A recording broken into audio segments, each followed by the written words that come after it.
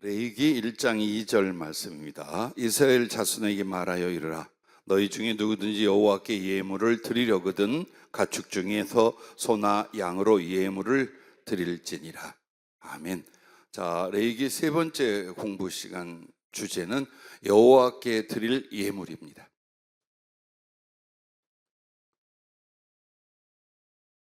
여기 이렇게 말합니다.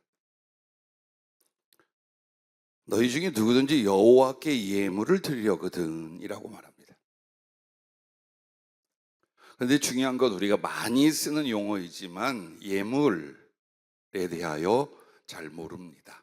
알고 있는 것 같으나 주님은 더 자세히 깊게 적용을 해 주셔서 이 내용만으로 오늘은 성경 공부를 하려고 합니다. 자, 예물이라는 말을 여러분은 신약 성경에서 이렇게 들어봤을 거예요. 고르반.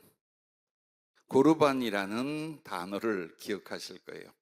즉 부모를 공경한다든가 이웃을 구제하고 사랑해야 될 마땅한 영적 의무 앞에서 고르반 하면은 이제 안 해도 되는 것처럼 고집을 부리고 악을 행했습니다.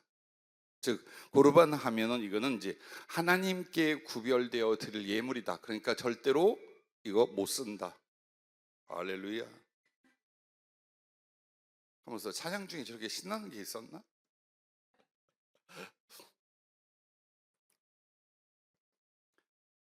그래서 고르반이라고 선언하고 선포하는 것을 주님이 굉장히 책망한 내용이 신약성경에 나오죠. 그래서 여러분이 고르반이라고 하면 안 좋은 이미지로만 생각할 거예요. 근데 그 고르반이라는 게 바로 예물이라는 단어예요. 히브리어로. 그래서 그 여호와께 드릴 예물, 이걸 히브리어로 고르반 라이흐와라고 해요. 라이흐와라는 건 여호와께 고르반 드릴 예물이라는 뜻이 됩니다. 그래서 예물이라고 번역된 이 고르반 혹은 코르반은 드리다, 가까이 가져오다라는 의미의 카라브라는 단어에서 파생된 명사입니다. 즉 한마디로 드리다, 가까이 가져오다는 동사잖아요. 근데 이게 이제 고르반이라는 명사로 만들어졌다 그 뜻입니다.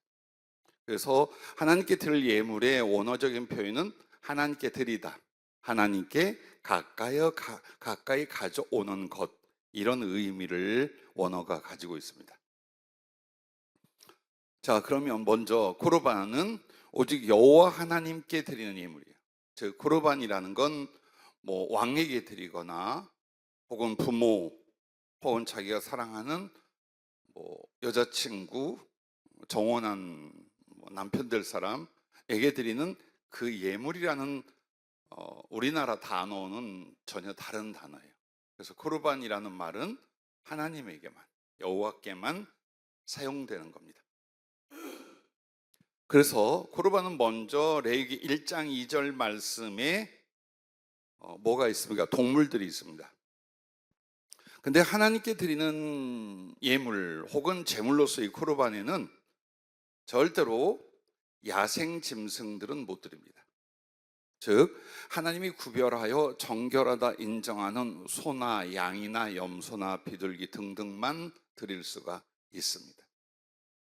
그 다음에 이제 식물이 있어요. 레위기 2장 1절부터 16절까지 보면 소제를 드리는데 가루라든가 혹은 유향이라든가 기름이라든가 이렇게 식물들이 있습니다.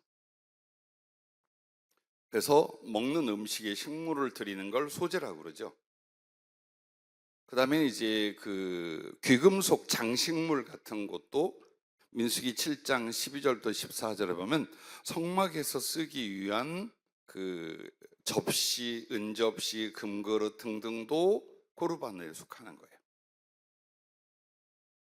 그 다음에 출애굽기 25장 1절부터 9절에는 성막을 지을 예물에 대해서 나옵니다. 찾아보겠습니다. 출애굽기 25장 1절부터 9절 말씀.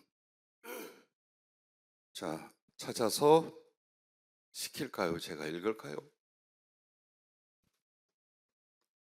여호와께서 모세에게 말씀하여 이르시되 이스라엘 자손에게 명령하여 내게 예물을 가져오라 하고 기쁜 마음으로 내는 자가 내게 바치는 모든 것을 너희는 받을지니라. 너희가 그들에게서 받을 예물은 이러하니 금과 은과 놋과 청색 자색 홍색 실과 가는 배실과 염소털과 붉은 물들인 수장의 가죽과 해달의 가죽과 조각목과 등유와 관유에 드는 향료와 분향할 향을 만들 향품과 호마노며 에봇과 흉패에 물릴 보석이니라. 내가 그들 중에 거할 성소를 그들이 나를 위하여 짓되 물은 내가 내게 보이는 모양대로 장막을 짓고 기구들도 그 모양을 따라 지을지니라. 아멘. 근데 이것을 이스라엘 백성들이 자원하고 기쁜 마음으로 드려서 나중에는 하나님께서 모세를 통해 그만 갖고 와. 그렇게 할 정도였어요. 그래서 참 아름다운 표현이 자원하는 마음, 기쁜 마음으로 드리는데 넘치도록 드리는, 그렇게 해서 이 하나님이 거하신다라는 성막을 짓게 됩니다. 이 또한 예물 코르반입니다. 그 다음에 또 여러분에게 소개해드릴 게 있습니다. 어떤 것이 코르반일까요? 말라기 3장 8절에 사람이 어찌 하나님의 것을 도둑질하겠느냐, 그러나 너희는 나의 것을 도둑질하고도 말하기를 우리가 어떻게 주의 것을 도둑질하였나이까 하는도다. 이는 곧 11조와 봉헌물이라. 즉 하나님께 작정하여 마땅히 드려야 될 11조가 코르반에 속하는 거예요. 그리고 하나님께 이렇게 감사하고 섬기겠습니다라고 한 것이 다 코르반으로 들어가는 거예요. 자, 그 다음에 이제 민순기하고 자꾸 민수기하고 이게 참 헷갈려. 못된 이름이 많아요. 민순기 고생이 많습니다. 민수기 6장 21절 이는 곧 서운한 나실이니 자기의 몸을 구별한 일로 말미암아 여호와께 헌물을 드림과 행할 법이며 이외에도 힘이 미친 대로 하려니와 그가 서운한 대로 자기의 몸을 구별하는 법을 따라 할 것이니라 라고 하나님께 거룩히 자기를 구별하여 봉사 혹은 신앙으로서 자기를 구별하는 나실인의 제도가 있죠. 근데 이 나실인의 소원이 뭐냐? 역시 하나님께 드리는 코르반이라는 거예요. 그 다음에 출애굽기 29장 7절에 보면 관유를 가져다가 그의 머리에 부어 바르고 몸을 씻고 옷을 갈아피고 이렇게 하는 제사장이 곧 하나님께 그 자신이 코르반이 된 거예요.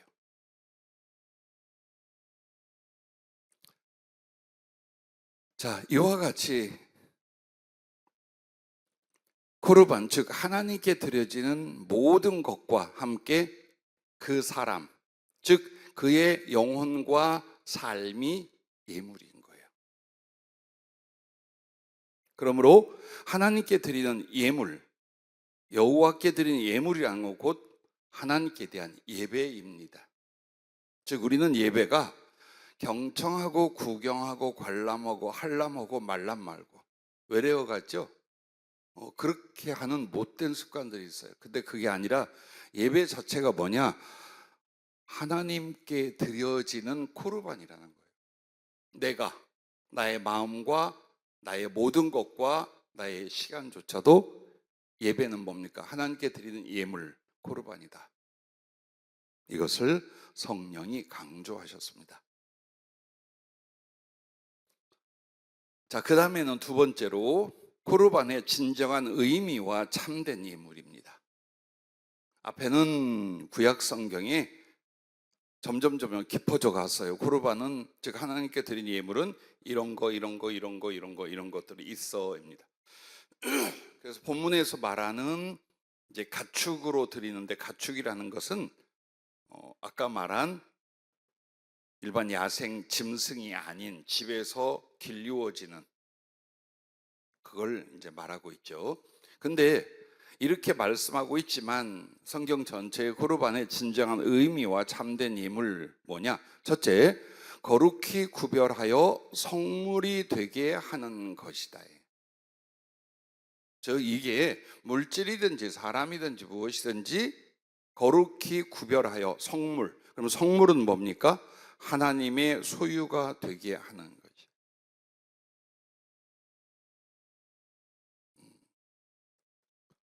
예를 들어서 지금은 성전이라는 개념을 잘 안 쓰려고 그래요. 이 예배당이 뭡니까? 성전이라고 하면 성전은 마음이라 뭐 하늘나라 그렇게 아니에요. 여러분의 의식 가운데서 하나님께 드려지고 교회에서 준비된 모든 것들이 뭐예요? 성물이에요. 이 개념들이 없어요. 즉 이것은 우리끼리 편리를 위해서 쓰는 공간과 물건들이다가 아니에요.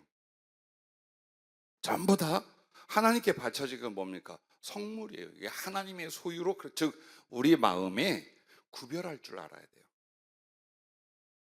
교회에서 쓰는 물건이나 이런 장소도 하나님을 향하여 예물로서 구별이 안 된다면 나 자신은 하나님의 것이라고 하겠어요? 개념이 없어지기 시작을 해요. 그래서 우리는 하나님 앞에 구별하여 성물이 되게 하는 것이 뭐냐? 하나님께 드린 예물이고 코르반이다. 그리고 언제나 그 정신과 개념을 갖고 살아야 돼요. 무엇이 세상의 소유이고 무엇이 하나님의 소유인가에 대하여 정확하게 내가 구별을 하고 살아야 됩니다. 자, 두 번째로 코르반의 진정한 의미와 참된 예물은 뭐냐? 세상에 보내신 어린 양 예수 그리스도이시다라는 거예요. 즉 여기 번제물에 대하여 지금 레위기 1장 1절 2절 말씀에 여호와께 예물을 드리려던 가축 중에 소나 양 이런 것들이 나오잖아요. 이것은 먼저 우리가 드려진 우리의 재물이거나 우리의 믿음으로서의 나이거나 이전에 예수님을 가르쳐 말하는 거예요. 그리고 계속 공부하겠습니다만, 그래서 하나님 앞에 예물로서 바쳐진 제일 중요한, 제일 먼저 된 것이 뭐냐? 예수님이라고.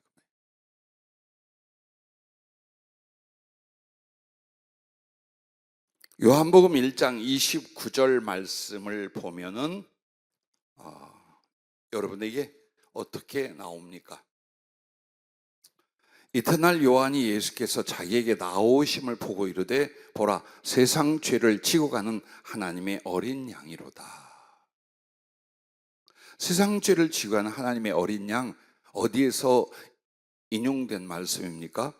출애굽기 6월절 어린 양을 가르쳐 말하는 거예요. 이스라엘이 다 죽게 생겼는데 양 중에 수량이요 어린 양, 즉 어리다는 건 막 난 그야말로 베이비를 말하는 게 아니라 새끼를 낳았거나 암컷을 가까이 하지 않은 이란 뜻이에요. 한마디로 아직은 사람으로 치면 수총각에 대한 표현이에요. 어린 양이라니까 새끼인 줄 알아요. 그게 아니라 정결한 그 뜻이에요. 그래서 그 어린 양을 취에다가 닷새 이상을 이제 제일 예쁘고 제일 사랑스러운 양을 데려다가 한 닷새를 집에서 가족들하고 같이 지내요. 그리고 나서 그 양을 잡아서 피를 바르고 문에다가 그리고 그 고기를 먹습니다. 그리고 나서 자기들에게 죽음의 사자가 넘어가고 죽을 자기와 가족들이 살아났다는 걸 알게 해요. 그 어린 양 왜 그렇게 했을까요? 아무 양이나 잡아다가 흠없으면 하면 되는데 제일 예쁘고 사랑스러운 거를 데려다가 같이 생활을 한 뒤에 두 가지 이유가 있어요. 하나는 하나님 아버지의 마음을 알게 하는 거예요. 아브라함이 이삭을 바칠 때에 하나님 아버지와 하나님께서 자기 아들을 우리를 위하여 십자가에 내어주는 그 심정이 어떤 것인가를 알려주는 장면이에요. 이처럼 내 양들 중에 가장 사랑하고 이뻐했고 마지막 매일 같이 먹고 같이 잤던 가족과 같은 그 어린 양, 그게 누구냐? 아버지 하나님 앞에 그의 아들을 가리키는 거예요. 그리고 또 한 가지는 무엇입니까? 얼마나 우리를 위하여 사랑의 헌신을 했는가. 아무 죄도 잘못도 없이 오직 주인을 사랑하고 좋아한 것밖에 없어. 그래 더 정을 들여서, 그런데 바로 그 주인을 위하여 사랑의 대가는 죽음이었던 거예요. 그게 바로 예수님의 사랑, 우리와의 관계를 나타내는 게 유월절 어린 양이에요. 바로 그 유월절 어린 양에 대하여 세례 요한은 예수님을 딱 보라, 세상 죄를 지고 가는 하나님의 어린 양이로다 라고 고백을 하고 선포를 합니다. 자, 그래서 요한계시록 5장 6절에 연결이 돼요. 그렇게 세상에 보내지신 예수 그리스도, 하나님의 어린 양이 이제 그 거룩한 구속 사역 하나님께 코르반으로 자기를 바친 뒤에 하늘나라에 계신 모습을 요한계시록 5장 6절이 말씀하고 있습니다. 계시록 5장 6절을 제가 읽어드리겠습니다. 내가 또 보니 보좌와 네 생물과 장로들 사이에 한 어린 양이 서 있는데 일찍이 죽임을 당한 것 같더라. 그에게 7뿔과 7눈이 있으니 이 눈들은 온 땅에 보내심을 받은 하나님의 7영이더라 라고 말합니다.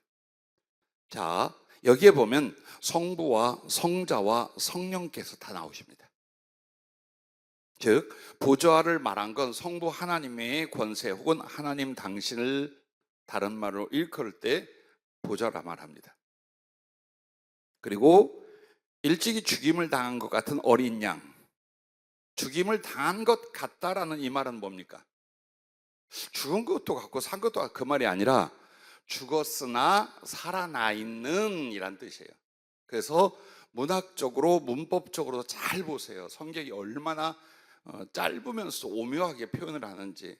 일찍 죽임을 당한 것 같더라. 그런데 지금은 부활하사 살아있는 그리스도를 가르쳐 말하는 거예요.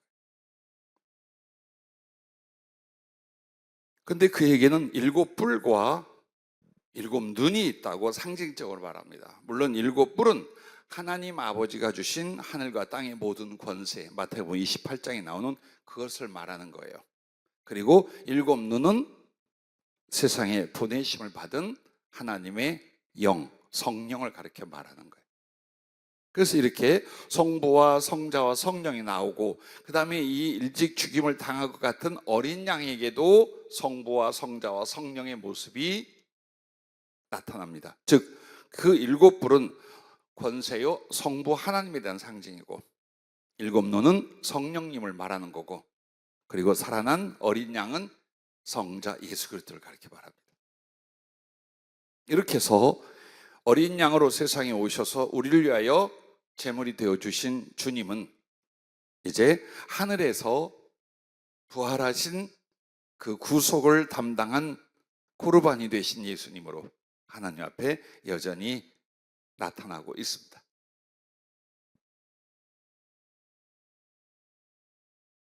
자, 그리고 이렇게 세상에 보내신 어린 양 예수 그리스도에 관한, 즉 코르반이 되신 예수님에 관한 또 한 곳을 여러분에게 소개하면 마태복음 26장 26절부터 28절까지예요.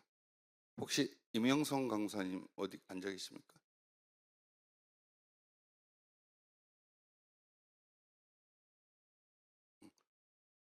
이렇게 전해줘요. 계속 집에서 하라. 이제 그렇게는 안 해. 맘대로 들랑달랑하게 성경 공부 이렇게 안 합니다. 예배는 혹시 몰라. 근데 이렇게 하면 절대 안 돼. 그러니까 못 오겠으면 계속 집에서 알아서 하도록 하고, 이 자리에는 나왔다 안 나왔다를 막 할 수 있는 사람들은 안 나와도 돼요.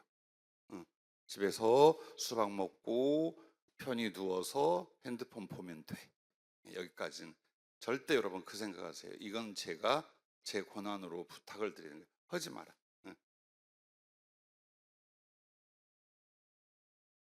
왠 줄 알아요? 성경 공부이면서 여러분이 말씀과 사명자로서 지금 훈련을 받고 있는 거예요, 이 시간은. 근데 나왔다 안 나왔다 편리를 따라 나는 그렇게는 훈련 못 시키겠어요. 오해 안 했으면 좋겠어요. 자, 그러면 조금 전에 여러분에게 말씀을 드린 마태복음 26장 26절부터 28절에 보면 성찬을 제정하는 마지막 밤 이야기가 나옵니다. 그들이 먹을 때에 예수께서 떡을 가지사 축복하시고 떼어 제자들에게 주시며 이르시되 받아서 먹으라 이것은 내 몸이니라 하시고 또 잔을 가지사 감사 기도하시고 그들에게 주시며 이르시되 너희가 다 이것을 마시라 이것은 죄 사함을 얻게 하려고 많은 사람을 위하여 흘리는 바 나의 피 곧 언약의 피니라. 자, 이게 무엇을 말씀할까요? 즉 유월절 어린 양으로 세상 죄를 지신 하나님의 어린 양 그 제물로서 오신 주님이 구체화되는 거예요. 특히나 하나님께 바쳐지면서 동시에 누구를 위한 그 하나님이 구원할 백성을 위한 제물로서 당신을 나타내는 것이 성찬이에요. 그래서 육신을 입은 한 존재를 생명에 있어서 두 가지로 구분하면 살과 피입니다. 그래서 그 살을 생명의 떡, 생명의 양식으로 내어주시고 그 피는 죄사함의 언약의 피로서 흘리는 것을 말씀하고 계십니다. 이 마지막 날, 이 성찬을 제정하신 날이 어떤 날인 줄 압니까? 혹시 기억하십니까? 응? 6월절이에요. 6월절 명절이에요. 그래서 그동안 조상 때부터 해오던 그 6월절 의식이 이제 정말 그 주인공, 그 말씀이 지칭하는 마지막 궁극적 목표인 예수님이 6월절에 양 잡아 먹고 떡 먹고 포도주 마시는 이게 아니라 당신 자신을 하나님께 드리며 동시에 그 하나님의 구원받을 백성들을 위하여 어떻게 자기를 드리게 되는가를 보여주고 있는 장면입니다. 자, 이렇게 해서 예수님이 바로 하나님 아버지께 드려지는 코르반 예물이셨다. 그리고 이 예수님이 아니면 여러분과 나는 무슨 짓을 하고 무엇을 가지고 가도 하나님께 예물이 되지 않습니다. 할 수가 없습니다. 그래서 오늘 우리가 예배를 드린다, 혹은 영적 제사장이다, 혹은 내가 주를 위해 무엇을 일을 하고 하늘의 보화를 쌓는다, 그게 뭡니까? 예수님으로 말미암아요. 그래서 정말 하나님이 첫째로 가장 크고 중요하게 받으신 예물은 그 아들 예수님이셨다. 그리고 그 예수님은 영원히 아버지 하나님을 위한 코르반 예물로 존재하고 계신다. 그래서 계시록의 5장에 보면 일찍 죽임을 당한 어린 양이라는 표현이 그래서 나오는 겁니다.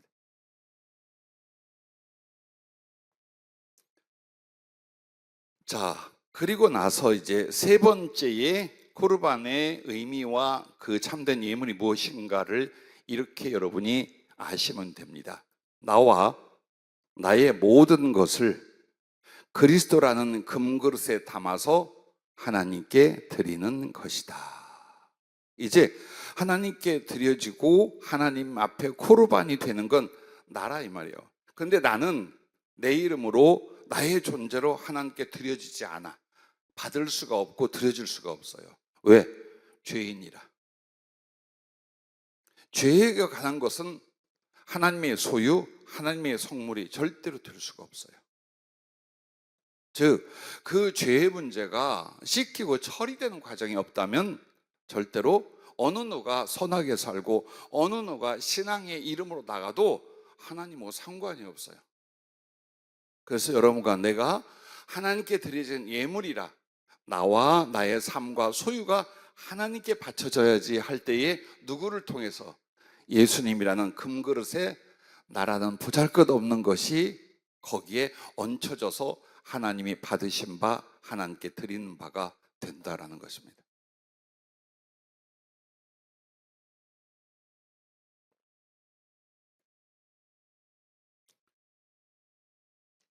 자,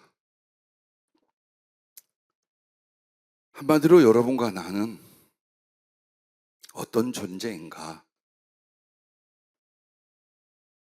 흙먼지인 나를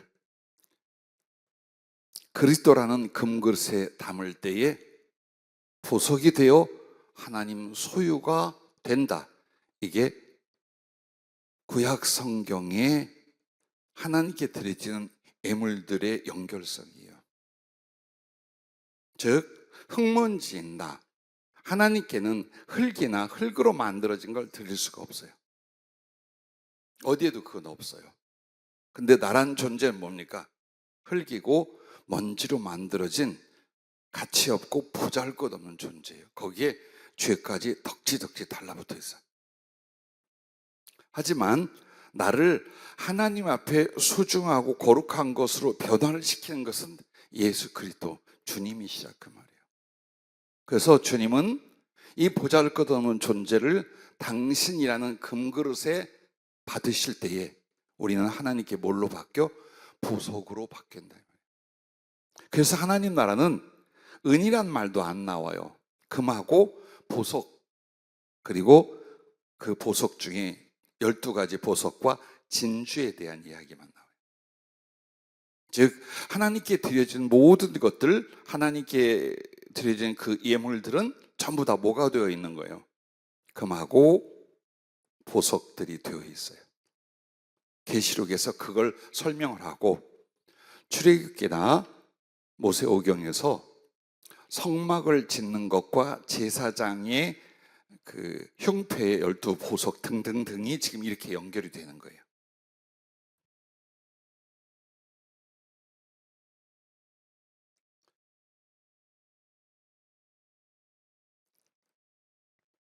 그래서 여러분과 나를 주님께서 고린도서에 뭐라고 말합니까?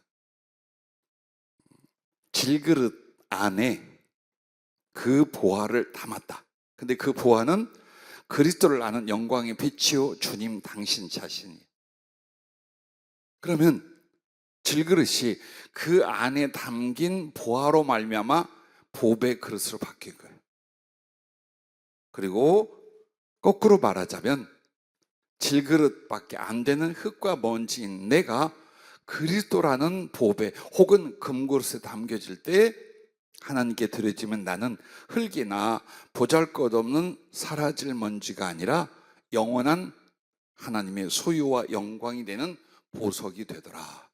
그래서 여러분에게 성막에도 제사장에도 보석이 나오고 요한계시록에 새 예루살렘 성 들어가는 문들은 12진주문이죠.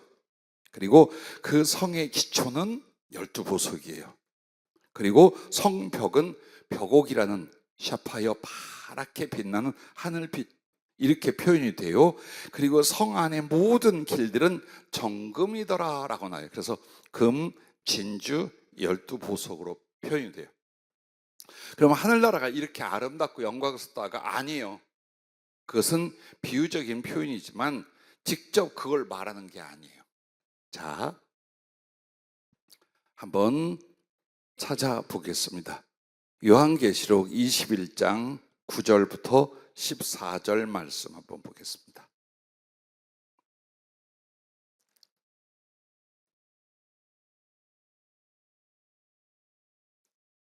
요한계시록 21장 9절부터 14절 찾았습니까?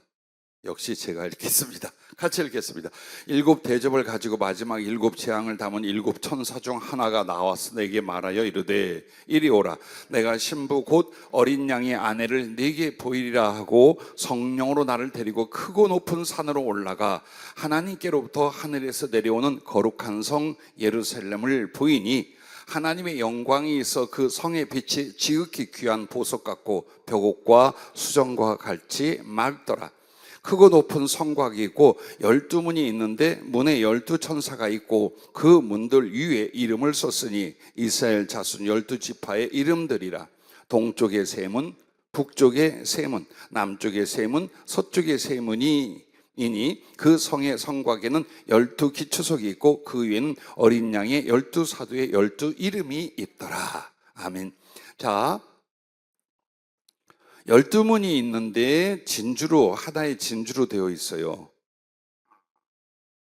근데 그 문들에 뭐가 써 있어요? 이름이 써 있는데 무슨 이름이 써 있어요? 12절에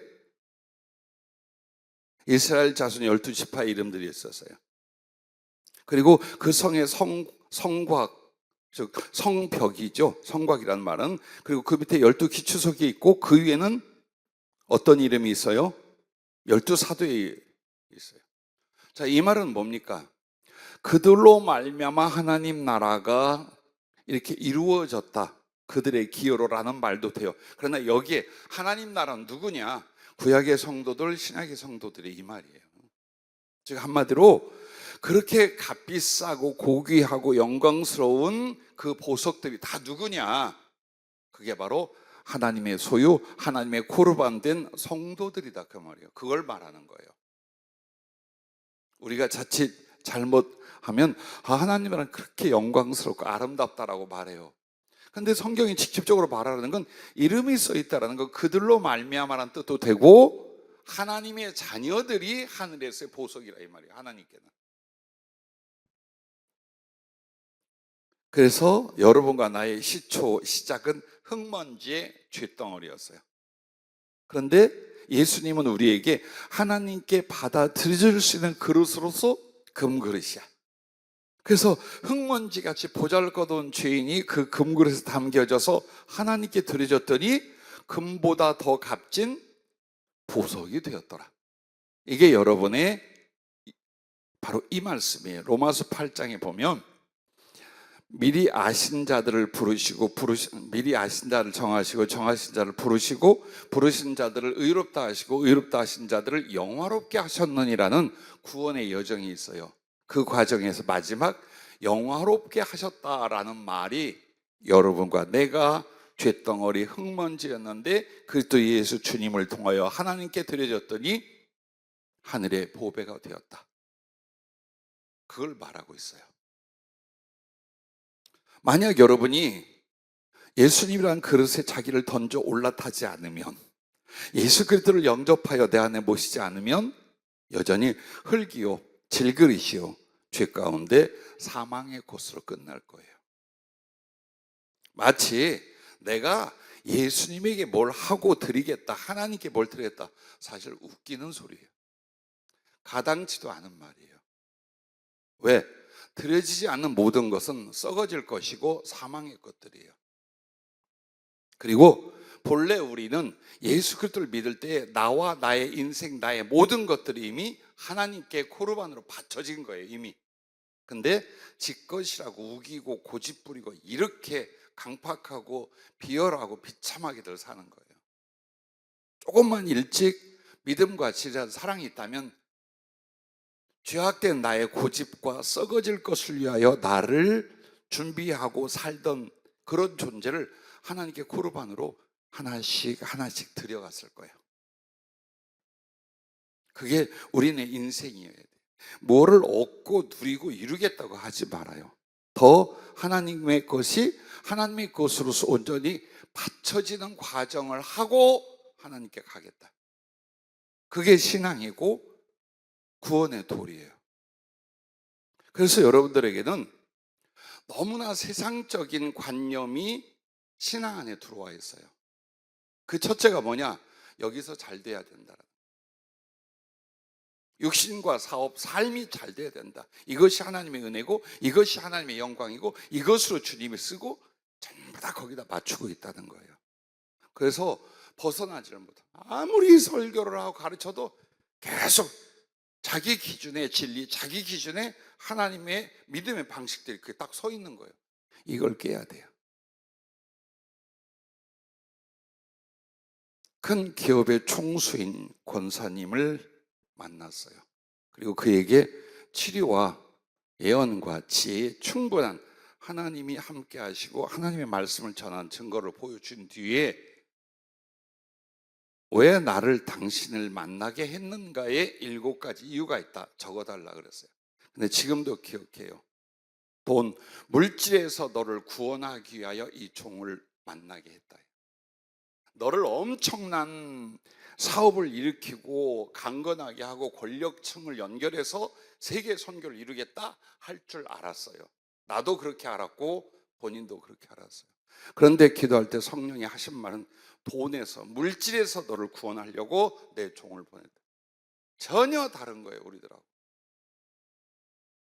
그래서 이 땅에서 무언가를 얻고 누리고 이루어야 이게 신앙이고 이게 의대고 이게 하나님의 영광이라고 고집을 부리지만 주님은 아니에요.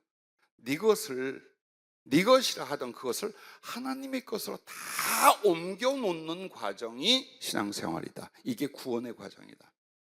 그걸 지금 우리에게 이 코르반을 통해 말씀하고 가르쳐 주는 것을 잊지 마시기를 바랍니다.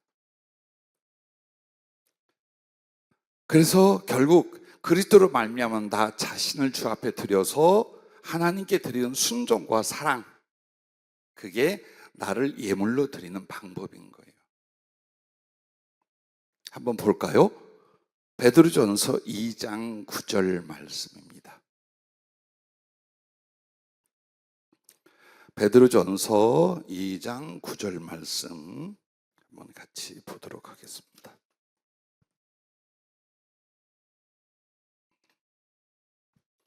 그러나 너희는 택하신 족속이요 왕같은 제사장들이요 거룩한 나라요 그의 소유가 된 백성이니 이는 너희를 어두운 데서 불러내어 그의 기이한 빛에 들어가게 하신 이 아름다운 덕을 선포하게 하려 하심이라 라고 말합니다.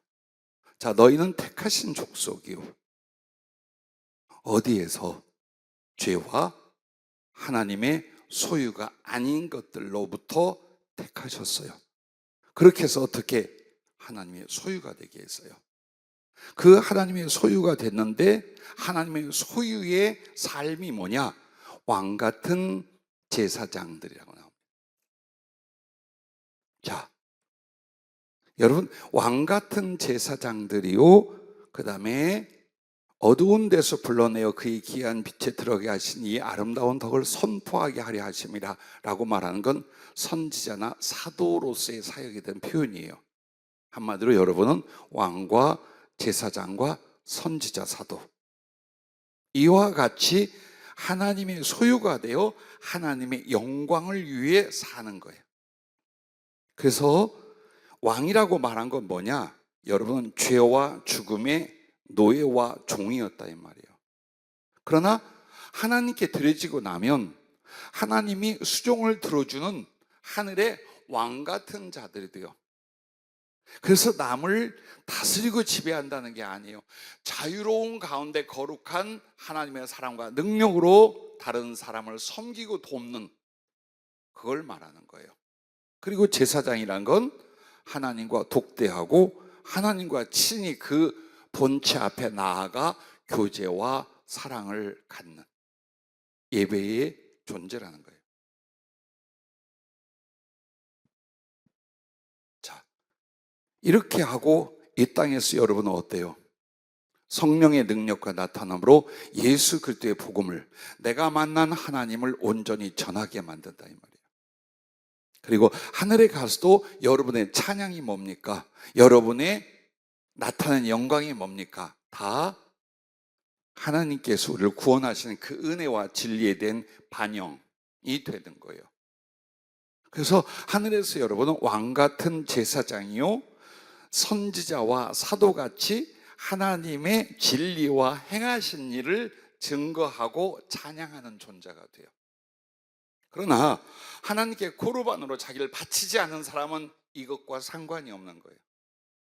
아무 상관이 없는 거예요.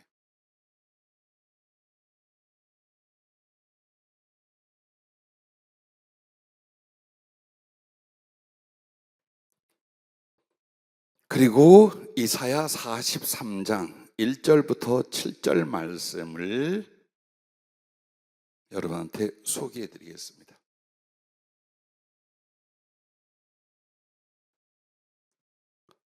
이사야 43장 1절부터 7절입니다. 읽어보겠습니다. 야곱아, 너를 창조하신 여호와께서 지금 말씀하시느니라. 이스라엘아, 너를 지으신 이가 말씀하시느니라. 너는 두려워하지 말라. 내가 너를 구속하였고 내가 너를 지명하여 불렀나니 너는 내 것이라. 네가 물 가운데로 지날 때에 내가 너와 함께 할 것이라.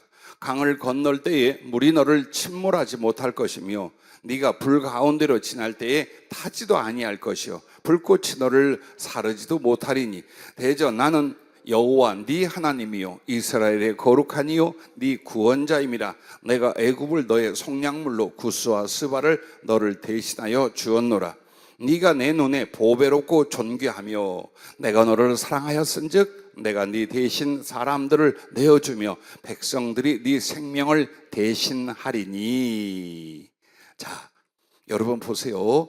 이 4절까지 말씀 속에서 이스라엘 혹은 구원받는 모든 백성을 말하기도 하고 나 여러분 개인을 말하기도 해요. 그런데 그리스도 예수로 말미암아 여러분이 하나님께 바쳐질 때에 하나님이 여러분을 뭐라고 말하는가? 내가 너를 창조했고 내가 너를 구속하였고 내가 너를 지명하여 불렀나니 너는 내 것이라. 너는 내 것이라. 이게 코르반이에요. 이것이 하나님 앞에 예물이란 뜻이에요. 그런데 지극히 성막의 내용, 제사장이 입은 12보석하고 조금 전 읽었던 새 예루살렘 성의 진주문, 정금길, 보석에 대해서 우리가 말씀을 찾아봤잖아요. 그런데 정확한 주석과 해석을 이사야에서 이렇게 말하는 거예요. 네가 내 눈에 보배롭고 존귀하며 내가 너를 사랑하였으니. 그 보석들이 뭐라고요? 우리를 그렇게 사랑하고 소중히 여기는 주님의 눈, 주님의 마음을 그렇게 표현한 거예요. 그래서 성경을 우리가 성령으로 깨닫고 연구해야 될 이유가 뭡니까? 그 안에 포함된 하나님의 진리의 지혜와 당신의 사랑과 마음과 행위가 어마어마하게 담겨져 있어요. 즉 인간적인 체험을 안 하고도 하나님 말씀에 성령님의 은혜와 조명이 비춰지기만 한다면 여러분은 정말 하나님의 사랑, 하나님의 지혜, 하나님의 그 사랑의 가슴과 행하시는 섭리와 결과까지 알아가요. 여기서 진짜 하나님에 대한 경외함과 사랑이 일어나는 거예요. 자꾸 내게 뭘 세상에서 어떻게 해주던 걸 하나님께 대한 믿음과 사랑을 삼으려고 그래요. 그러면 그것이 원하는 것이 안 이루어질 때는 그 사랑이고 뭐고 다 없어져요. 사람이 얼마나 간사한 줄 압니까? 얼마나 비겁하고 조금만 잘 되면 주님 최고 목숨 바쳐 안 되잖아요. 주님이고 뭐고. 다윗이 한참 은혜를 받고 주님의 은총을 입고 있을 때에 청소년 때 허리가 어마어마하게 한번 아파서 움직이지도 못했어요. 근데 이랬대요. 막 고쳐달라고 죽기 살기로 기도하는데 계속 통증이 오는 거예요. 한마디 했답니다. 나은 고쳐주시면 주님이고 보고 없어. 주님이 일러주더라고. 그랬다고. 네 아들이 그랬다고. 네. 어쩌면 우리들이 그렇게 사는 거예요. 근데 보세요. 오늘 이 이사야는 굉장히 우리가 이사야서를 공부하잖아요. 월요일날. 근데 보세요. 이사야서에 제일 많이 언급되고 연결된 게 요한계시록이에요. 그리고 성경 전체에 풀어줄 포인트와 키가 굉장히 많이 들어있어요. 지금도 성령이 도와주시가 돼요. 네가 내 눈에 보배롭고 존귀하며 내가 너를 사랑하였은즉 이 말이 새 예루살렘 성의 그 보배들과 성막과 제사장의 그 에봇에 있는 12보석과 어떻게 연결이 되는가 보십시오. 나 같은 게 뭐라고? 아니죠. 이렇게 말하면 안 돼요. 너희들 같은 게 뭐라고? 한마디로 그렇지요. 자, 이렇게 해서 주님을 믿고 순종하고 하나님께 사랑하는 사람은 하나님께 코르반 예물로 바쳐진 거예요. 그래서 주님의 소유, 주님의 사랑이 된 거예요. 네 번째는 코르반의 진정한 의미와 참된 예물이 뭐냐? 우리가 사랑과 복음으로 구원하고 양육하여 주께 드리는 형제와 이웃들이라는 거예요. 즉 여러분이 이제 예수님을 만나 은혜를 얻고 구원을 받고 하나님의 사랑을 받게 되었어요. 그러면 이제 우리가 하나님께 대한 진정한 섬김, 사랑, 충성이 뭡니까? 우리에게 행하신 그 은혜로 다른 사람에게 나누고 전하는 거예요. 그래서 그들에게 선대하며 복음을 전하는, 바로 이것을 통해 그들이 구원을 얻고 또 우리의 사랑과 돌봄으로 양육되고, 그러면 이렇게 해서 구원받은 믿음에 양육된 형제나 많은 이웃들이 다 뭐냐? 나를 통해 하나님께 바쳐진 코르반이다, 이 말이에요. 그걸 드려야 돼. 그래서 이 코르반은 내가 드리면 드리고 말면 말고가 아니에요. 이미 하늘과 땅에서 정해져 있는 거예요. 하나님의 법으로. 그래서 여러분과 내가 달랑 자기 몸뚱이 하나만 가지고 하늘나라 못 간다. 못 들어가요. 마치 그건 뭐 같습니까? 예물 없이 하나님께 나가는 것과 같은 거예요. 그래도 예수라는 거룩한 예물로 그 위에 나를 얹어서 하나님께 드리는데, 나를 얻는 이 삶은 순종과 사랑이었던 거예요. 그럼 그 순종과 사랑의 진짜 열매는 내가 구원하고 사랑하고 양육하고 세운 사람들이다, 이 말이에요. 나와 함께 같이 가져야 돼요. 내가 하나님께 드린 예물은 나 자신만이 아니에요. 내가 주의 말씀에 순종하여 복음 전하고 주신 사랑으로 사랑했던 다른 영혼들이 나와 함께 바쳐지는 예물, 고르반이다, 이 말이에요. 근데 그게 하나도 없어. 그 말은 순종도 사랑도 내가 주께 드린 일이 없다는 뜻이 되는 거예요. 그래서 사랑하는 우리 성도님들이 제일 두려워할 건 가난이나 질병이나 사고가 아니에요. 내게 하나님에 대한 순종과 사랑이 없고 그 열매가 없는 인생이 되고 있다는 거예요. 그럼 있다면 한번 보세요. 사람이 구원받고 그 사람이 나의 지대한 사랑의 영향을 받아서 주 예수 그리스도 앞에 사랑과 충성을 드린 사람들이 계속 일어나야 돼요. 그게 없다라는 건 뭡니까? 그냥 나만 사는 거야. 그냥 나 혼자 살고 버티면서 나 스스로 순종하고 나 스스로 주님 사랑하고 있지? 라는 거예요.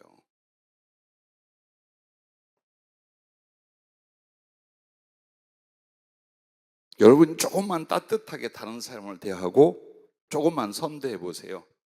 주님께 인도할, 혹은 주님의 복음을 전할 사람이 무지무지 많아요.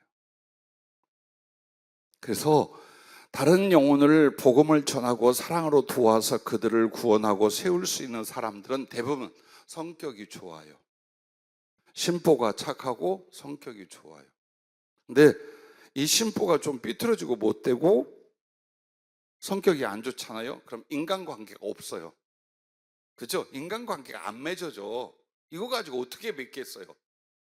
그러다 보니까 사랑할 사람도 복음 전에 도울 사람도 절대로 내 인생에 없어요.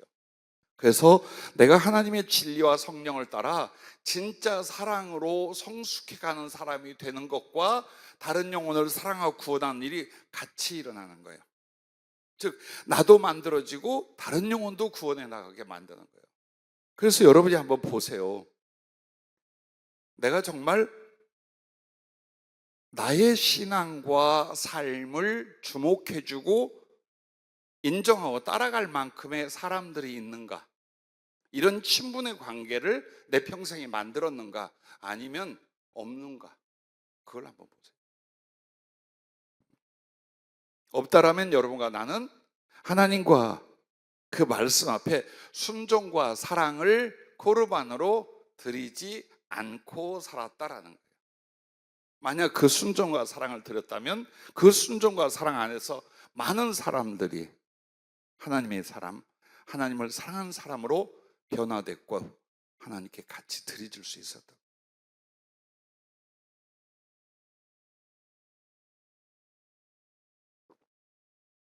전도 쪽으로 가는 것 같아요.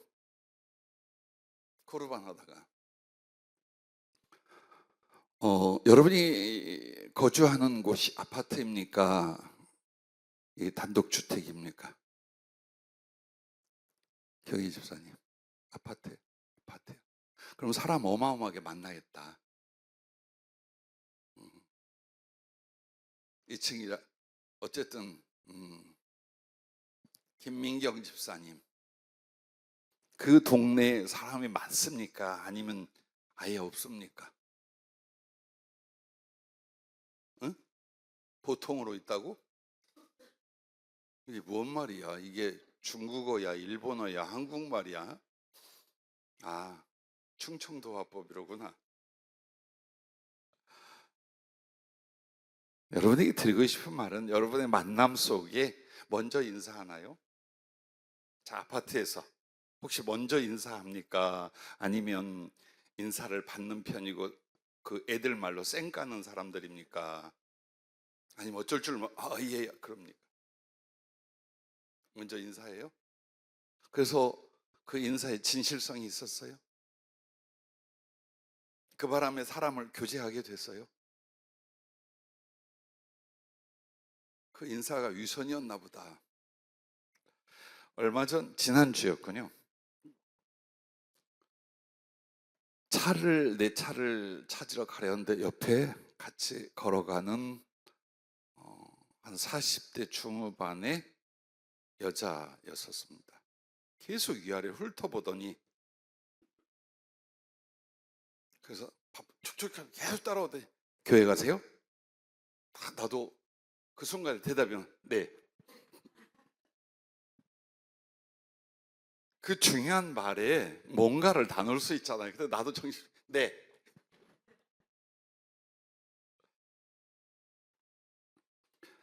우리 안에 뭉클뭉클 주님의 사랑과 그 말씀의 소명이 떠오르면 사람을 사랑하고 돕고 친절한 사람이 되면서 여러분은 어렵지 않게 복음을 전하고 사람을 주께로 인도할 수 있습니다. 사실은 그렇게 해서 내 자신이 하나님께 드리는 코르반이요, 또 나의 사랑과 순종을 통해서 복음을 전하고 구원하고 양육하는 형제와 이웃들이 하나님께 바쳐지는 코르반이다라는 걸 잊지 마시길 바랍니다. 앞에 읽었던 이사야 43장 1절부터 7절에, 자, 우리가 4절까지 읽었죠.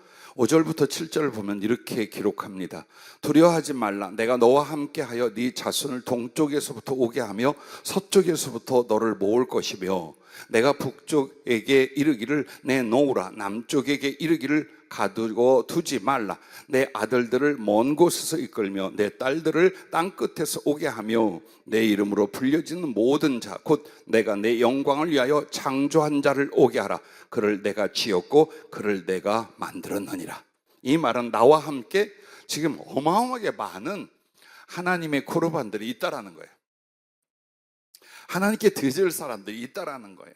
그래서 세상도 어떤 제도도 어떤 능력도 못 막는다 이 말이에요. 그러나 누구를 통해 그들을 불러요? 여러분을 통해 부르는 거예요. 동서남북 어디에서든지 하나님께 돌아올 그 코르반, 하나님께 바쳐진 예물들이 될 사람들을 누가? 나와 여러분이 하는 거예요. 그래서 나도 그렇지만 나를 통해 구원받는 그 사람들이 누구입니까? 내 이름으로 불려지는 모든 자, 곧 내가 내 영광을 위하여 창조한 자를 오게 하라. 그를 내가 지었고 그를 내가 만들었느니라 라고 말씀하고 계십니다. 그리고 아주 멋지면서도 감동적인 성경 구절이 있어요. 빌립보서 2장 10절부터 11절. 너희 안에 이 마음을 품으라. 곧 그리스도 예수의 마음이, 이 말씀은 시작된 끝부분입니다. 빌립보서 2장 10절 11절을 읽어보면, 하늘에 있는 자들과 땅에 있는 자들과 땅 아래에 있는 자들로 모든 무릎을 예수의 이름에 꿇게 하시고 모든 입으로 예수 그리스도를 주라 시인하여 하나님 아버지께 영광을 돌리게 하셨느니라. 아멘. 이 말씀이 있습니다. 즉 예수님이 하나님과 동등하신 분이지만 그 하나님의 동등된 영광을 취하지 않고 사람의 모양으로 오셨어요. 죄인이 되고 십자가에 죽기까지 복종하셨어요. 그래서 하나님이 그를 일으키시고 지극히 높은 보좌 위에 앉히셨어요. 여기까지가 이제 앞 구절이에요. 그래서 어떤 결과가 있느냐?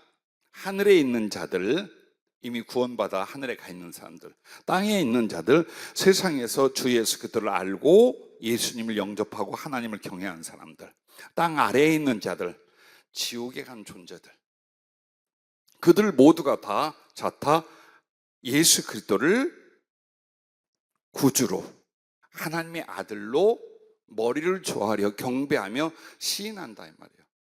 근데 그 시인이 바로 하나님 아버지께 영광을 돌리게 하는 거예요.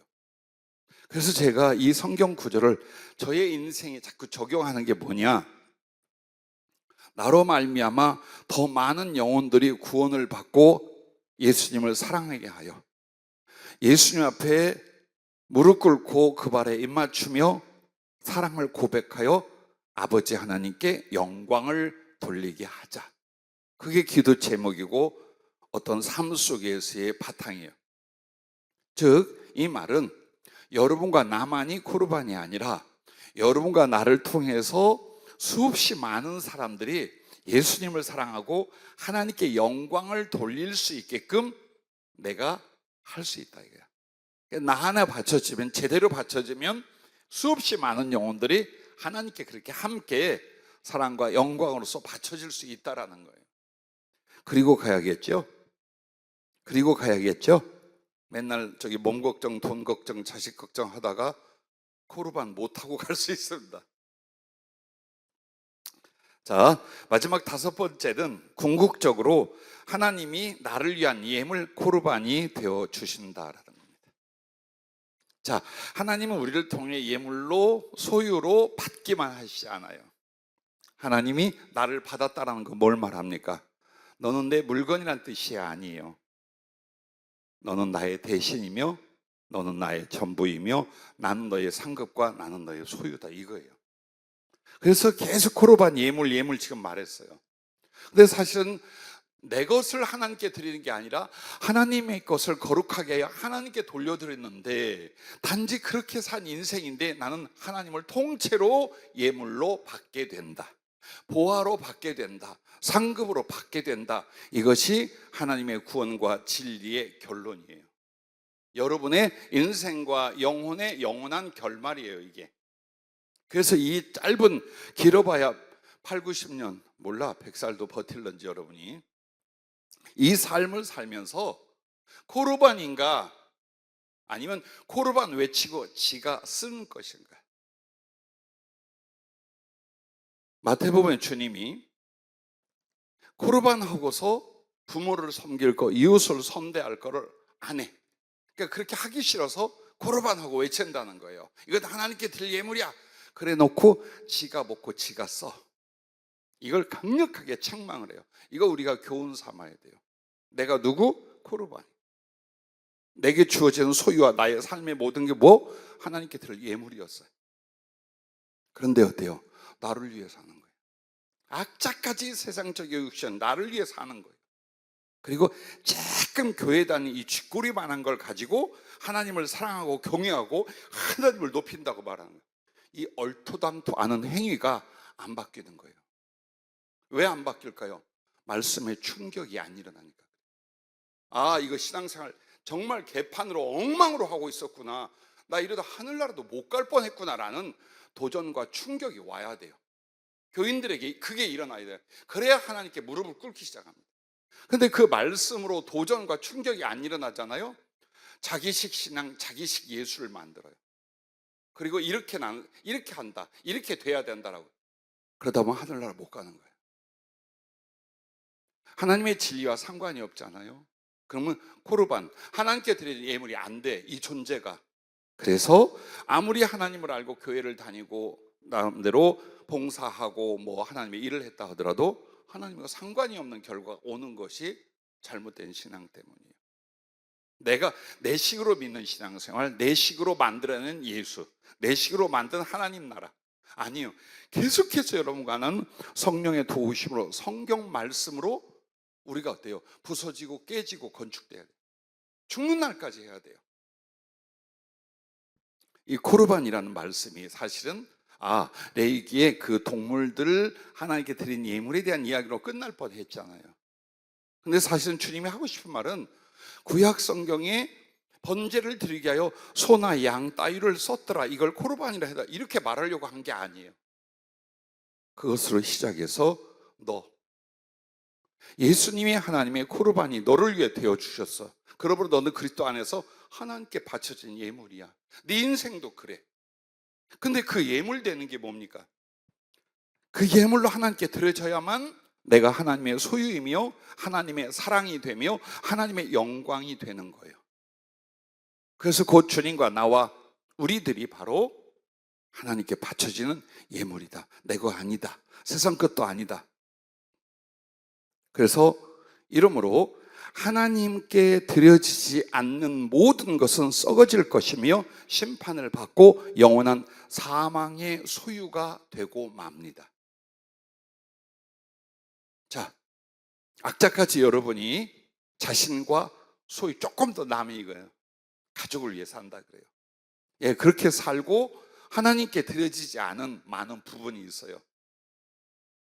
하나님께 드리지 않은 그 부분은 썩어질 것이고 사망의 소유가 될 거예요. 잘 알고 신앙생활 해야 돼요.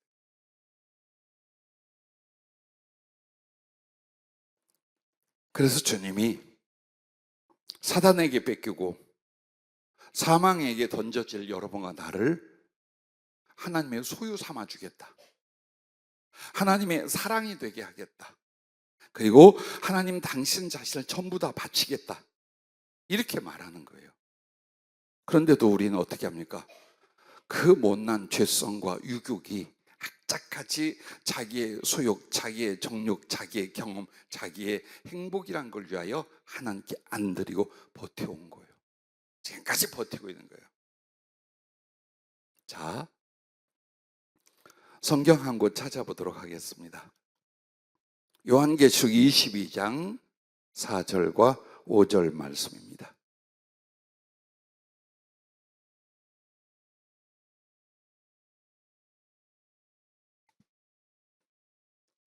요한계시록 22장 4절 5절 말씀.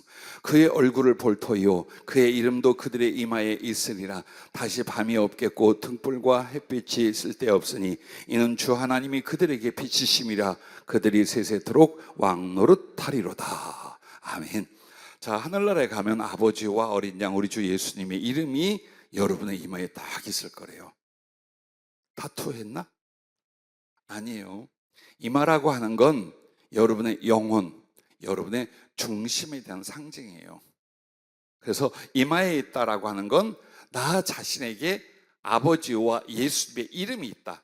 그럼 이 이름이 있다는 건 늘 여러분에게 설명했죠. 두 가지 의미가 있다고. 그 이름이 내게 있다라는 건 아버지와 주님의 소유라는 거예요. 내가 주님 거라 이 말이에요. 동시에 이름을 줬다는 건 주님과 아버지가 내 거라는 뜻이에요. 그래서 결국 우리를 코르반으로 받으신 주님은 그 뒤에 당신과 당신의 모든 걸 코르반으로 내게 주신다는 뜻이에요.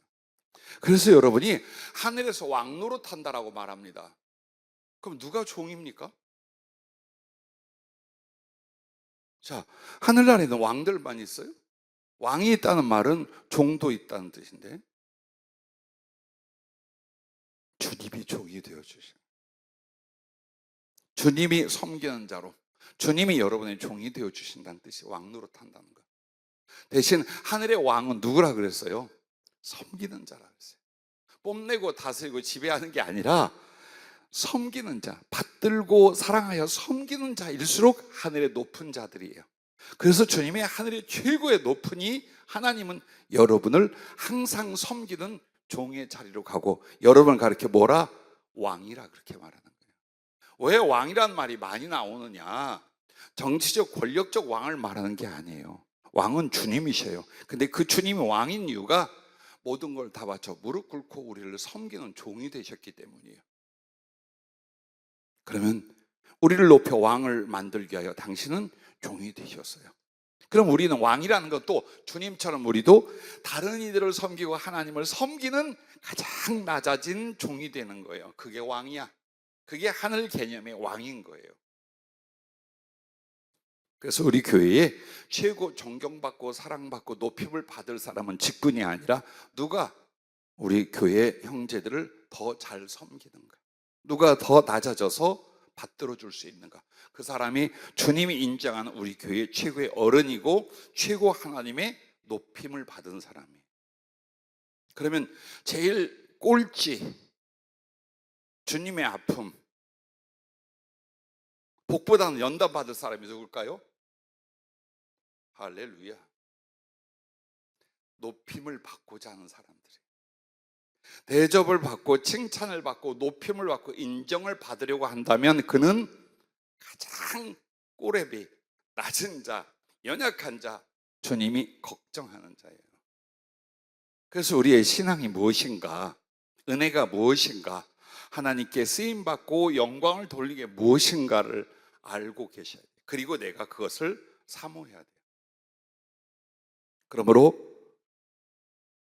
내가 우리 강사님들을 바로 목사 안수 안 받게 하는 뜻이 있어요. 두 가지 뜻이 있어요. 하나는 능력과 모든 필요한 것을 목사 안수 받기 전에 좀 해라.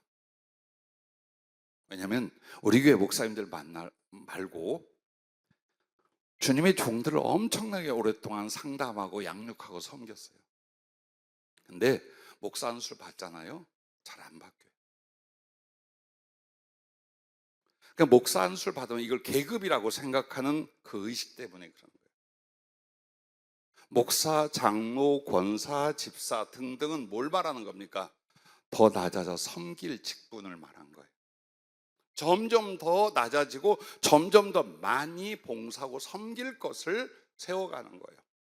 그래서 그 의식과 인격성으로 정말 다른 사람, 내가 목사요, 내가 주의종이요가 아니라 어느 상황에도 남을 받들고 섬기고 낮아지고 할 수 있으면 목사 되고 하지 마라라고 말하는 거예요. 성혜야, 에스더야. 그래서 그런 거예요. 장점이 많고 칭찬할 게 많아요. 앞으로 우리 목사를 앞에 둔 우리 전사님, 강사님들에게. 근데 내 마음은 조금 더 아름답게 온전하게 주님이 사랑하고 성도들에게 존경받게 하고 싶어. 그래서 조금의 시간을 더 줬던 거예요. 아무리 여러분에게 은사와 능력이 많아져도 항상 어때요? 섬기는 자라는 것, 받드는 자라는 것, 긍휼을 베풀며 자기를 드리는 자가 주의 종이요 사명자라는 것을 여러분 잊지 않기를 바랍니다. 자, 오늘 여호와께 드릴 예물 코르반에 대하여 여기까지 합니다. 혹시 질문이 있으시거나 깨달은 바 함께 나눌 말씀이 있으면 누구라도 좋습니다.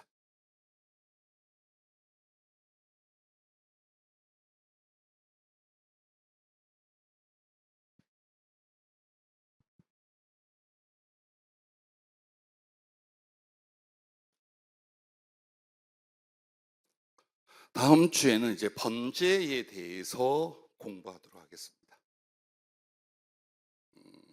하나님께 드린 제사 제물 중에 첫 번째가 이제 번제가 나오는데, 이 번제도요, 그 단어 하나하나에 너무나 깊이 있는 그 은혜와 지혜와 성경의 연결이 있어요.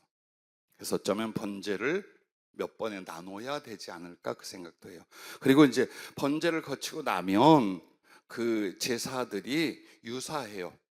목적과 이름은 달라도 방법은 유사합니다. 거기에 조금 추가되거나 달라질 부분들이 있어요. 예를 들어서 번제 다음에 속죄제, 화목제, 소제 말고 이런 것들은 비슷해요. 그래서 예를 들어서 뭐 수컷, 소, 양 같은 의미의 전부 다 불에 태우다, 내장의 어떤 부분을 씻고 무엇을 태우고 어떻게 하더라, 뭐 안수하는 건 전부 다 동일해요. 그러니까 번제를 많이 다루고 나면 그 다음 제사들은 덜 다뤄도 충분히 이해할 수 있고 은혜 받을 수 있는 그런 내용들이 될 것입니다. 그리고 다윗 엄마가 저를 괴롭게 했어요. 재물을 전부 다 읽고 공부하고 단어 하나 다 뽑아서 나한테 제출하고 물었어요. 그래서 그렇게 괴롭게 해주는 건 고마운 일이에요. 여러분도 저를 괴롭게 해주세요. 어째 아멘도 안 하고 오늘 식사를 잘 못했어요? 맛있더만. 어떻게 얼굴에 그렇게 기운이 없고. 혹시 그리고 하나 그 성경 공부에 유익한 팁을 드리자면, 제발 커피 마시고 오세요. 그 식사 뒤 약간 시간 지나고 나면 아마 여러분에게 한계가 올 거예요. 주일날 이렇게 준비하고 오시니라고 푹 못 주무셨을 거고, 그래서 이제 둘 중에 하나예요. 본 예배 때에 주무셨거나 성경 공부 때에 졸거나 이제 그 현상이 와요. 그래도 이제 본 예배에 충분히 주무신 분들은 성경 공부는 또랑또랑 할 거야. 그래서 할 수만 있으면 피곤할 때 커피 한 잔 하고 또 들고 딱 오세요. 아마 많이 도움이 될 거예요. 물론 밤에 못 자는 건 제가 책임을 못 집니다. 하실 말씀 없습니까? 질문도 준비해 와야 되는데. 예, 사모님.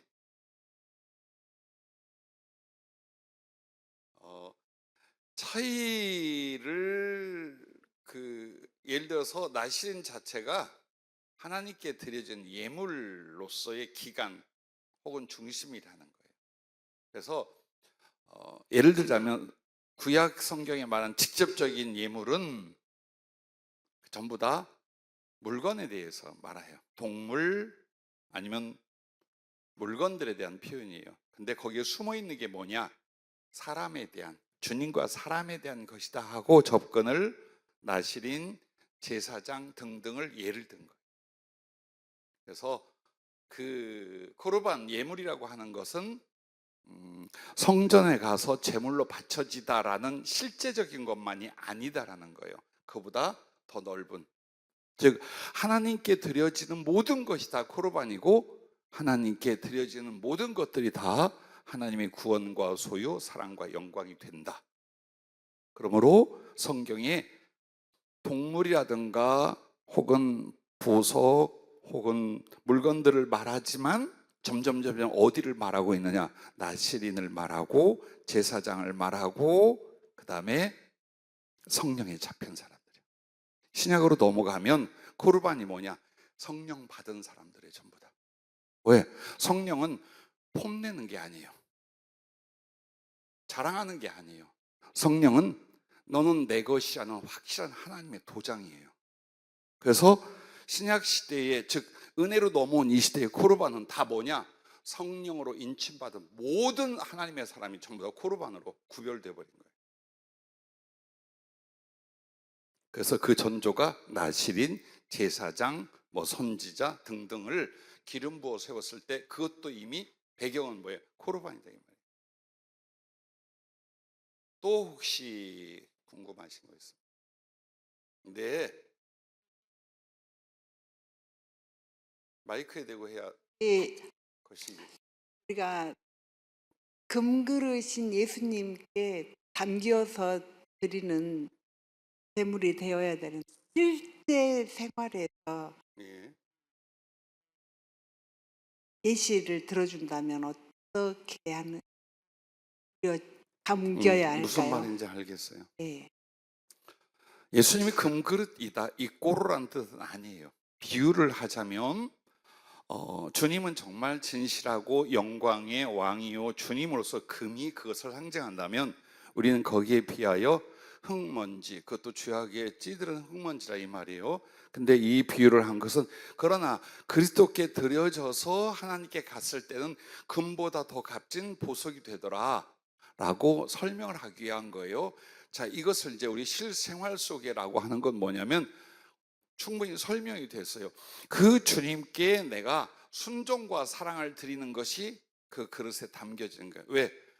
드려야 그릇에 담겨지는 거예요. 나를 드려서 그리스도라는 그릇에 담겨지는 건 순종과 사랑이라는 그 두 가지. 이게 다른 말로 하면 믿음이에요. 그러니까 믿음이란 말을 자꾸 이렇게 신뢰하고 의지하는 이쪽만 생각해요. 믿음은 전체적이에요. 하나님과의 관계의 전체적인 하나의 단어를 가지라면 성경에 믿음이라고 말하는 거예요. 그래서 그 믿음의 실천은 뭡니까? 순종과 사랑이야. 그럼 순종과 사랑의 어떤 행위와 생활은 전부 다 우리 주님의 그릇에 나를 드린 거야. 그래서 하나님께 바쳐지는 코르반이 되고, 코르반이 됐을 때 하나님은 나를 보배 같은 존재로 영화롭게 만든다는 거예요. 그러므로 믿음 안에서 사랑하고 순종하는 모든 건 그리스도께 드려진 것이고, 그리스도에 드려진 것은 전부 다 하나님께 코르반으로 영광을 돌리고 영광을 받게 된다. 그래서 흉을 하나 봐야지. 제자 우리 이땡땡 목사님이 금요일날 왔어요. 너 듣고 있니? 힘들고 어려운 이야기를 참 눈물겹게 많이 해요. 나 외에는 들어줄 사람도 없고 거기에 대한 주님의 반응을 말해줄 사람도 없고 또 그게 부끄럽고 아프지 말을 해봐야 이거 참 너무 힘든 거예요. 그때 주님이 주신 방법과 말씀이 이거예요. 수고하고 고통받는 거 왜? 이유와 목적이 어디 있는가를 보라 이거예요. 돈을 벌기 위해서, 일을 하기 위해서, 잘 살고 사역을 키우기 위해서. 그러면 그 고통과 그 수고, 그 아픔은 고스란히 내 안에 그냥 남아요. 영혼도 육체도 너무너무 힘들어요. 근데 똑같이 수고하고 고생하고 아픔을 겪어도 주님을 위하여, 정말 여러분의 진심으로 주님을 위하여 이 고통과 이 수고를 당한다. 주님으로 말미암아 위로받고 소송되고 주님이 갚아요. 이거 생각 하나만으로도 바뀌어요. 그래서 여러분과 나에게는 구원의 신학과 구원의 신학을 받침하는 게 뭐냐? 고통의 신학이에요. 고난의 신학이에요. 주님을 인하여 육적으로 행복해지려, 성공하려, 잘되려, 절대로 여러분 그거부터 앞서잖아요. 그게 고통이에요. 왜? 그게 안 되잖아. 그러면 신앙생활 하면서 계속 괴롭고 힘들고 죽을 것 같아요. 그러나 이제는 나는 주께 구원받고 받을 만큼 받았어. 그리고 장차 다 받을 거야. 그러기 위해서 내가 당신을 사랑하고 섬기는 삶을 살겠다. 그러기 위해서는 고통도 있고 수고도 있고 희생도 있고 핍박도 있어. 근데 그런 일을 겪을 때에 육적인 정신력과 육체는 괴롭겠지만 내 마음 안에서 이유가 뭐냐 이거예요. 내가 이걸 왜 당하고 내가 이걸 왜 견디냐 이거예요. 주님 때문에. 주님을 사랑하는 것이 이거야. 그걸로 여러분을 만들지 않으면 정말 고통과 괴로움이 올 때 망합니다. 병듭니다. 주의 길을 왜 갑니까? 어떤 영광을 보려고 주의 길을 가고 주의 종이 됩니까? 아니요. 고난으로 들어가고 희생으로 들어가는 거예요. 근데 고난과 희생을 위하여 들어갈 때 여러분이 이미 그 주님께 뭘 받았어요? 그 하나님께 어떤 사랑과 은총을 입었냔 말이에요. 작은 가품이라도 되려고 그 길을 가는 거 아니에요? 그럼 거기서 수고가 있고 희생이 있고 고통이 있고 아픔이 있잖아요. 근데 그게 내가 작지만 주님을 위한 주님에 대한 사랑이라고 하잖아요. 성령의 위로가 어마어마하게 일어나요. 그래서 내가 희생하고 수고한 건 새끼손가락만 하면 주께 준 위로와 사랑이 하늘과 땅만큼이에요. 그 경지 안으로 여러분이 들어가야만 이제 어때요? 세상에서 겪는 혹은 복음과 주님을 위하여 당하는 희생이니 고난이니 아픔이니를 행복하게 오히려 합력하여 선을 이루는 영혼과 삶으로 갈 수가 있어요. 부디 오늘 이 고르반과 함께 마찬가지예요. 하나님께 드려진다라는 건 웃으면서 즐겁게 재미있게 마음껏 먹고 마시고 누리면서는 되지 않아요. 이제 그걸 오히려 잃어버려야 돼. 육체와 세상의 향락과 행복이란 것, 부요라는 것들은 일단 하나님 앞에 던져야만 나와 나의 삶이 코르반으로 드려진단 말이에요. 그것은 이제 주님이 알아서 하실 보너스고 내가 그걸 원할 때는 정말 불행한 신앙생활을 합니다. 그래서 언제나 마음이 하나님이 나를 구원하시고 사랑하시고 그리고 하늘나라를 주시는 것은 나를 세상과 육신으로부터 하나님의 소유가 되게끔 만드는 과정을 통해서다. 그리고 그렇게 되기 위하여 고생하고 수고하고 절제하는 건 주님에 대한 사랑이다. 이게 이제 뇌에서부터 심장까지 차 있어야 돼요. 물론 나와 여러분의 인격은 부족할 수 있고 성경의 지식은 초라할 수 있어요. 근데 중요한 건 가장 중요한 하나님의 사랑, 하나님의 진리의 그 사상과 철학과 의식이 여러분에게 어떻게 자리를 잡게 만드냐예요. 이 부분을 못 만들면 계속 좌로 우로 치우치고 뱅뱅 돌고 신앙이라고 인생이라고 그렇게 돼버려요. 그래서 정말 저기에 툭 던진 낚싯바늘처럼 이게 하나님의 뜻이고 내가 믿는 신앙이야. 이게 내가 따라갈 진리고 우리 주님의 부르심이야 라고 여러분이 정해놓잖아요. 그쪽으로 가요. 기쁘게 가요. 근데 그게 없어. 계속 환경과 처지와 자기 생각과 듣는 말들과 세상의 필요 따라서 계속 방하고 헤매이고 결국 고통받다 실패로 끝나버린다. 오늘은 우리가 어떻게 하나님께 완전히 바쳐져야 되는가, 그 운명과 이유, 그리고 그 은혜의 결과에 대해서 살펴본 것 같습니다. 한 번만 더 혹시 하실 말씀 있어요?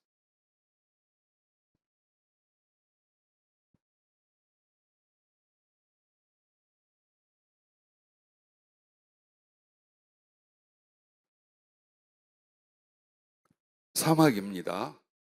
그리고 목이 마르고 기갈로 인하여 어려움을 겪고 있어요. 근데 폭포수가 위에서부터 두 줄기가 굉장히 강력하게 쏟아지고 있어요. 어떻게 해야 기근 기갈을 해가라고 여러분이 그 불로 풍족해질 수 있을까요? 머리 많이 쓰지 마세요. 쉽게 어떻게 하면? 그렇죠, 마셔요. 그게 성령과 말씀이에요. 즉 사모하고 가까이 가야 돼요. 그리고 마시는 방법이 뭐냐? 깨달음과 순종이에요. 그러면 아무리 사막이고 광야일지라도 여러분은 살고 그 생명이 풍성해져요.